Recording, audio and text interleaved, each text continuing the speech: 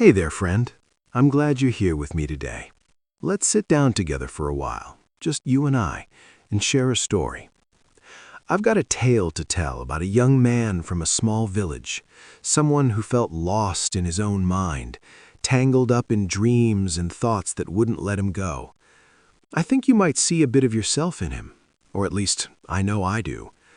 So let's walk through his journey together, as if we're right there with him, feeling the weight of his struggles and the hope of his searching.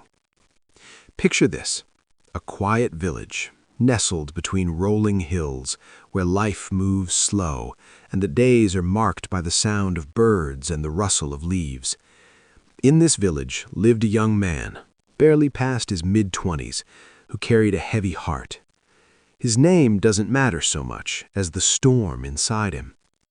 You see, his mind was a restless place.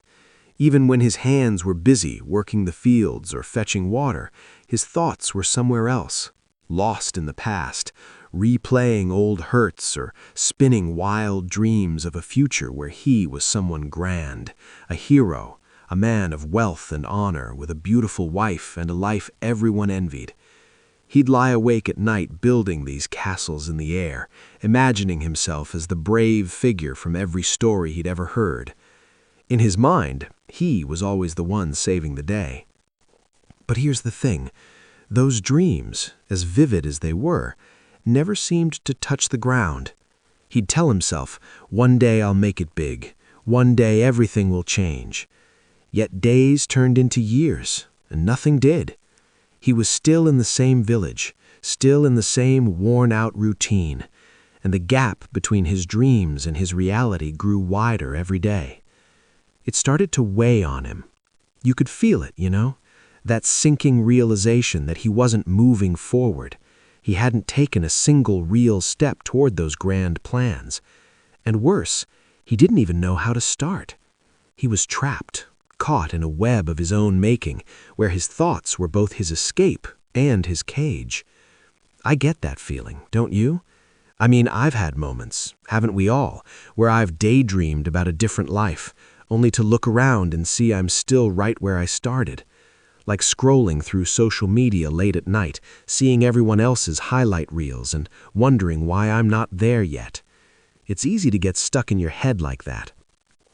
Anyway, this young man, he started pulling away. He stopped talking much to his friends or family. He'd sit alone for hours, his face shadowed with sadness. One day, he found himself under an old tree at the edge of the village, just staring at the ground, feeling that familiar ache. That's when a friend came by, someone who'd noticed how quiet he'd become. "Hey," the friend said, sitting down beside him, "there's a Buddhist monk in the village today. I've heard he helps people find peace, untangle their minds. Maybe you should go see him. What do you have to lose?" A flicker of hope stirred in the young man's chest. He hadn't felt that in a long time. So he made his way to where the monk was, a serene figure sitting in meditation under another tree, his face calm as still water. The young man bowed, sat before him, and let it all spill out. "My mind won't stop," he said, his voice trembling. "It's always racing with thoughts I don't want, memories of things gone wrong, dreams of a future I can't reach. I try to focus, but I can't. Please help me quiet this storm inside." The monk listened, his eyes kind and steady, and when the young man finished, he spoke in a voice that felt like a gentle hand on the shoulder. "Peace comes when we stop making the same mistakes," he said.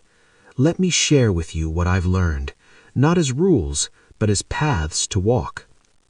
Listen and see what resonates with you." He began with something so simple, yet so easy to overlook: sleep. "Your body and mind need rest," he said. "Without it, everything feels heavier. Your worries grow, your patience wears thin. Give yourself those quiet hours each night. Let your mind settle like dust after a storm." I think about that a lot, How often I've stayed up too late, phone in hand, just scrolling, and then wondered why I'm so irritable the next day. It's funny how the simplest things slip through our fingers. Then the monk spoke of food, not just what we eat, but how we treat our bodies. Don't fill yourself with things that weigh you down. Eat with care, not out of habit or craving. A heavy body often carries a heavy mind. And I felt that, picturing this young man maybe eating without thought just to fill a void, when what he needed was balance. He went on, talking about the rush of life. You don't have to run all the time. Stop, breathe, find what brings you joy even in small moments. When you're always chasing, you tire yourself out before you've even begun. That hit me hard.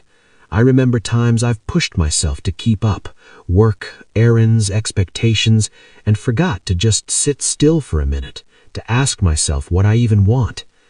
The monk shared more, layer by layer, like peeling back the clutter of a crowded room. He spoke of breaking one bad habit, just one, that holds you back, whether it's overthinking or putting things off. He warned against making promises you can't keep, piling stress on yourself to please others. He urged the young man to stop criticizing himself, to speak with kindness to his own heart instead of tearing it down. You don't need an enemy when you're already so hard on yourself, the monk said softly. Oof, that one stings, doesn't it? How often do we do that without even noticing? He talked of letting go of the past, those old hurts and failures that cling like burrs. Clear your mind each day, he said. Don't carry yesterday's weight into tomorrow. And he cautioned against unrealistic dreams, the kind that leave you feeling empty when they don't come true. Hope is good, he said, but let it be gentle, grounded, not a burden. There was more, about walking away from people who drain you, and even about the modern trap of screens and endless scrolling, though the monk didn't call it that. He just spoke of distractions, things that steal your time and peace. Use what you must, but don't let it use you. As the young man listened, something shifted in him. It wasn't a sudden fix, no magic cure, but it was like a window cracked open in a stuffy room, letting in a bit of fresh air. He realized peace wasn't about emptying his mind completely. It was about making space, space to rest, to care for himself, to let go of what he couldn't control, and maybe, just maybe, to take one small step toward his dreams, not as a hero in a story, but as himself, flawed and trying. I like to think he walked away from that tree a little lighter, don't you? Not fixed, not yet, but with a path to follow. And as I sit here with you, I wonder, what's one thing we could let go of today? One weight, one habit, one thought that's been holding us back. Let's think on that together, just for a moment. I'm right here with you, friend. We've got time.